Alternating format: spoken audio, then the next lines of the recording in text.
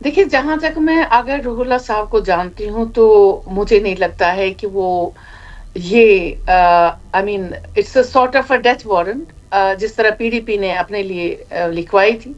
और अगर रूहुल्लाह साहब भी चाहेंगे तो मुझे नहीं लगता है, लेकिन फिर भी पॉलिटिक्स को हम आर्ट ऑफ पॉसिबिलिटीज भी कहते हैं कि इसमें कुछ भी मुमकिन है। लेकिन अगर रूहुल्लाह साहब पार्टी को तोड़े या इस तरह से, मुझे नहीं लग रहा है कि इस तरह नौबत आएगी, इसलिए कि जब तक नहीं, दो फारूक ही सूरतें साहब। हो सकती हैं मैम, दो ही सूरतें हो सकती हैं। या तो उमर अब्दुल्ला आगा रूहुल्लाह की डिमांड मान ले, या आगा रूहुल्लाह पार्टी छोड़ दें। और अगर उमर अब्दुल्ला ने सपोज फर्ज कीजिए कि उमर अब्दुल्ला ने ये डिमांड मान ली, जो भी चाहे जेन्युइन है या नहीं है वो तो बात की बात है, लेकिन आगे चल के भी इस तरह की डिमांड्स बढ़ सकती हैं। आगा रूहुल्लाह कभी भी खड़े हो सकते हैं उमर अब्दुल्ला के सामने कि भाई ऐसा करो। देखिए, इससे पहले भी आपने देखा होगा, आर्टिकल 370 पे भी अगर रूहुल्लाह साहब का ओपन स्टैंड है और वो चाह रहे हैं कि इस पे अपोजिशन और गवर्नमेंट जो है एक ही पेज पे आए और इसके लिए अपनी डिमांड रखे। लेकिन अभी तक वो भी हम देख रहे हैं कि मैच्योर नहीं हो पाई। लेकिन अब ये एक टेस्ट था, लिटमस टेस्ट फॉर गवर्नमेंट, कि जो आगा साहब ने सामने रखा कि भाई रिजर्वेशन का मसला है, हम देखते हैं कि गवर्नमेंट एंड अपोजिशन क्या इस पे एक साथ आगे आएंगे, क्योंकि ये हमारे बच्चों के मुस्तकबिल का सवाल है।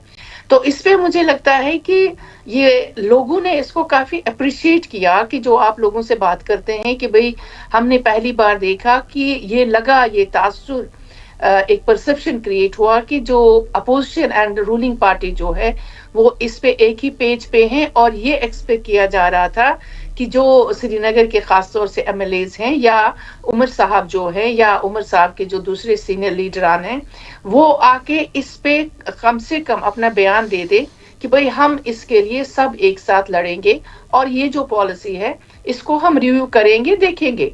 चलिए, आपने 6 महीने मांगा, 6 महीने भी देंगे। लेकिन मुझे लग रहा है कि इसको एक ego, I mean sort of egoistic war जैसे लग रहा है, कि मेरा ईगो है, अगर रूहुल्लाह साहब ऐसी बात नहीं कर सकते, क्योंकि जो मैं कर सकता हूं, मैं लीडर हूं, वो सारी चीजें, वो इस तरह से नहीं होना चाहिए। मुझे लग रहा है कि नेशनल कॉन्फ्रेंस की भी कुछ प्रॉब्लम्स है जिसको समझना चाहिए। ये हाइब्रिड सिस्टम ऑफ गवर्नेंस जो है, इसमें इनको अंदरूनी तौर पे बहुत फ्रस्ट्रेशन है, इनको काम करने भी नहीं दिया जाता, इनके पावर्स नहीं है, होपलेसनेस बहुत ज्यादा है, हेल्पलेसनेस बहुत ज्यादा है। अब वो उसको कह नहीं पा रहे हैं, उस पर ओपनली अगर वो लोगों को कह दे कि भाई कॉन्फिडेंस में लेके कि हमारे ये मसाइल है, हम अभी कुछ कर नहीं पा रहे हैं, तो उससे लोगों को भी पता चलता है कि भाई हमारी पार्टी है, हमने इनको जितवाया है, हमने इनको गवर्नमेंट दी है। लेकिन नेशनल कॉन्फ्रेंस यहाँ पे मुझे ले तो लाल से काम कर रही है, वो बता नहीं रही है।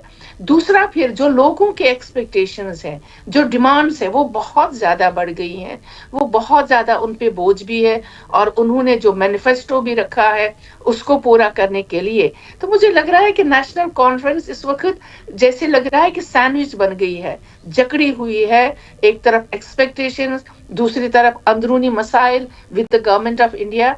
तो इस वजह से वो शायद बहुत ही जिटरी भी हैं, बहुत ही फ्रस्ट्रेटेड भी है।